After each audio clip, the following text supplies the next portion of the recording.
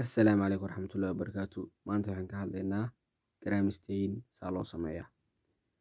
Gram stain waxyaabaha loo baahan yahay waxaa ka mid ah cristofolate, gram iodine, safranin iyo ethanol, sidoo kale culture, sidoo kale lube ayaa loo baahan yahay iyo slides. Intaa markaad haysato waxaad u diyaargaroobaysaa inaad sameyso. Marka koowaad slide baad soo qaadaysaa, waad masaxaysaa, bacdeen waad level garaynaysaa. Markaad level garayso lubekaad qaadaysaa, lubekaad gubaysaa adigoo ugu talagalay si bakteeriyada uga dhimato. Bacdeen markaad lubeka gubto, lubekii aad gubtay waxaad ku sameynaysaa culture baad ku qaadaysaa in yaroo culture ah. Bacdeen slide baad saaraysaa, slide markaad saarto sida waxaad ugu qabanaysaa egg shapes-ka.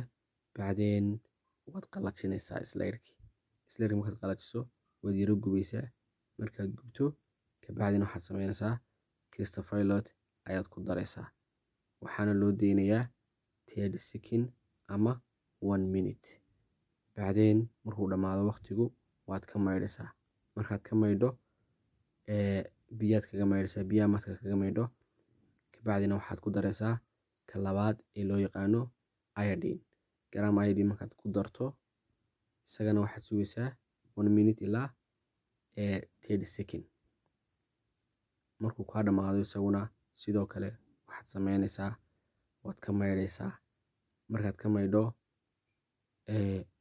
waxaad ku daraysaa decolorizer-ka oo wixii dheeraada isagu ka maydhaya, waxaana lagu talagalay 1 to 2 seconds in lagaga maydho markiiba. Markaad ka maydho waxaad sameynaysaa biyo ayaad kaga maydhaysaa. Markaad biyaha kaga maydho waxaad ku daraysaa kii ugu dambeeyay ah safraninta. Safranin markaad ku darto waxaad u daynaysaa 1 minute ilaa 2 minute.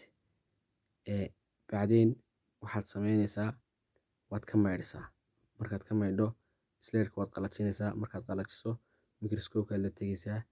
Microscope markaad la tagto waxaad ku eegaysaa 10 iyo 100 adoo ku daraya saliid.